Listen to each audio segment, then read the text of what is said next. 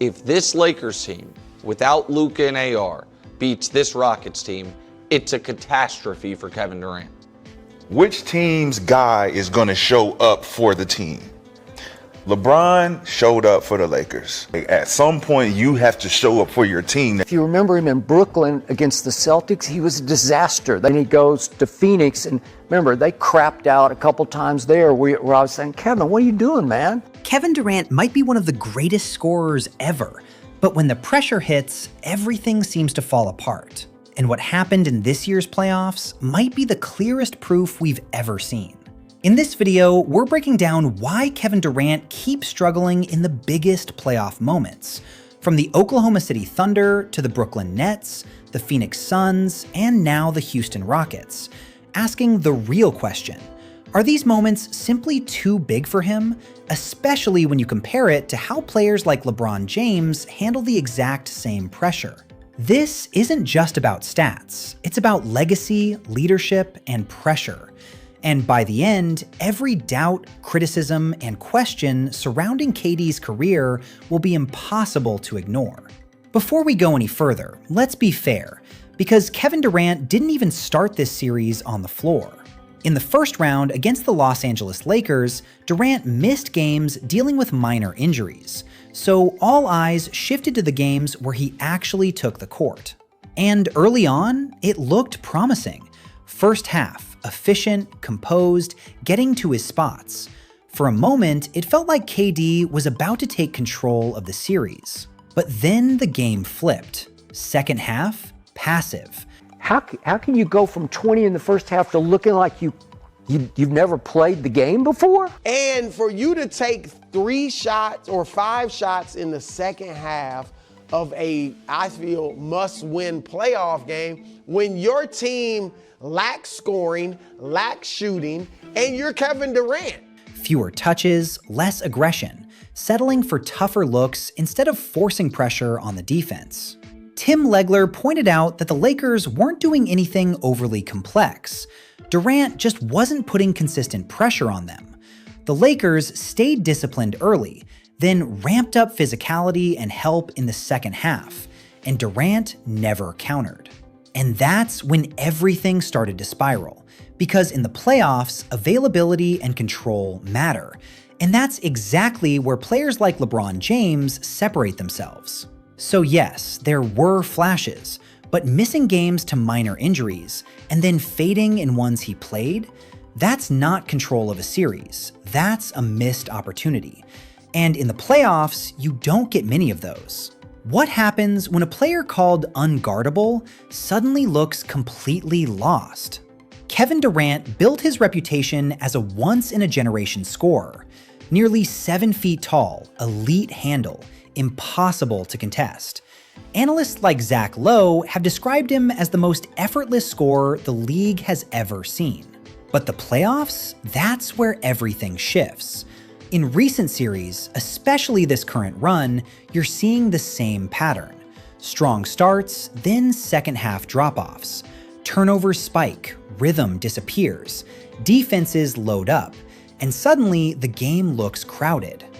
And as a result, he had, 9 turnovers tonight, 3 of them big down the stretch. So when you get double teamed and you're a scorer and you're supposed to go make plays, You can see his frustration to where he started to force the issue. it's very difficult being, we all been in that position when we get double teamed.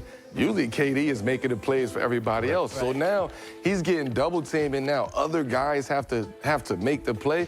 You can actually see it happening in real time. The hesitation, the extra dribble, the late pass.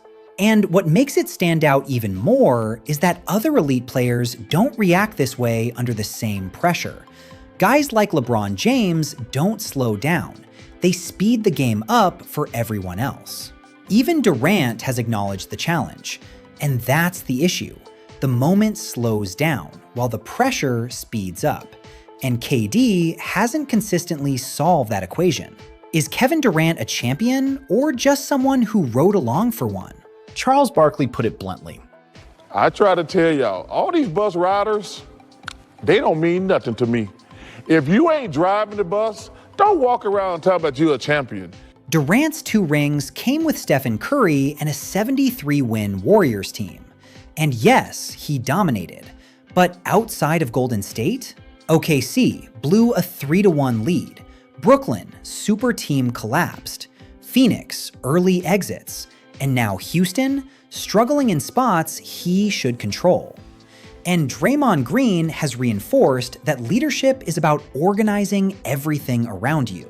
At some point, 2 finals MVPs stop protecting your legacy and start raising more questions. Durant is elite, but being the guy demands control. And that's where things begin to crack. And this is where it stops being random and starts looking like a pattern. Across Brooklyn, Phoenix, and now Houston, teams have a clear formula. Send help early, force the ball out of his hands, speed up every read. And the results? Turnovers increase, offense breaks down, teammates disengage. And that's when everything starts to spiral. What are some of the things that can be done to avoid those double teams with you at the top of the key? I mean, I don't know. You got to ask. I don't know. I think we just got to convert. Maybe I got to just get out the way, get in the corner, space the floor out for other guys. Meanwhile, players like LeBron James thrive in that exact chaos. Draymond Green has explained that LeBron reads the entire floor before the defense rotates, while KD often stays locked into scoring. Kendrick Perkins has emphasized that playoff basketball is about decision-making under pressure, not just shot-making. And in the playoffs, seeing just your shot isn't enough.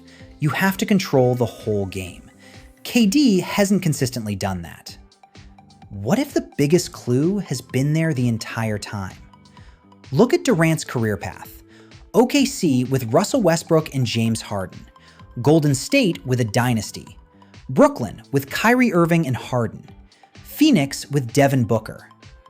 Every situation, loaded. But the results outside Golden State? Inconsistent.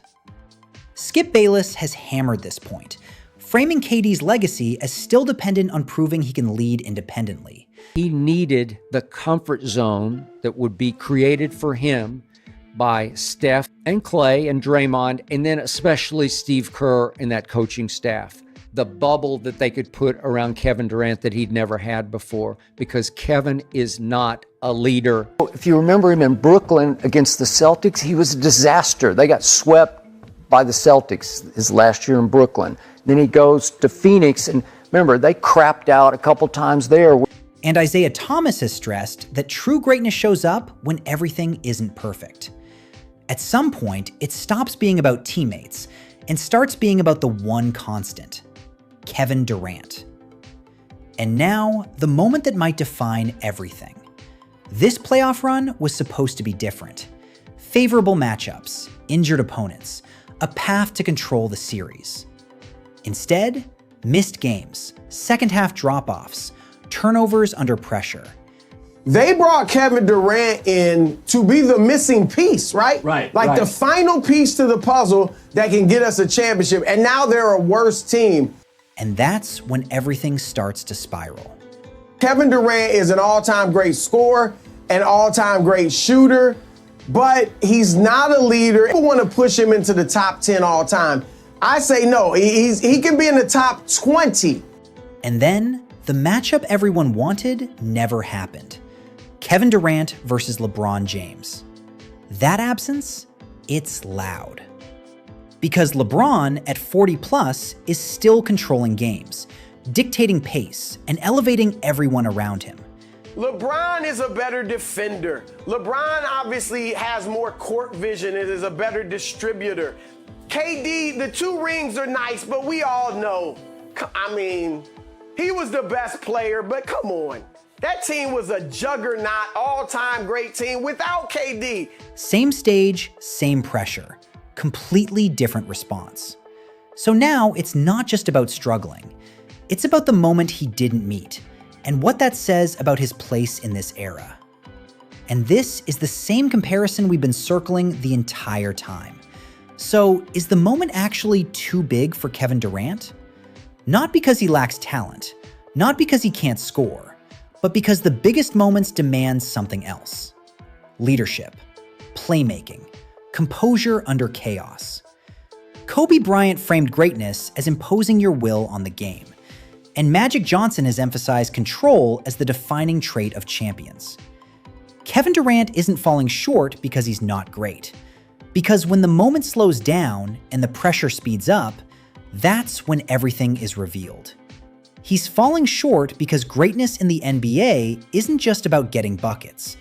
It's about carrying everything when the pressure is at its highest. And until he proves he can do that, the question won't go away. Was Kevin Durant ever the driver, or just the most talented passenger the game has ever seen?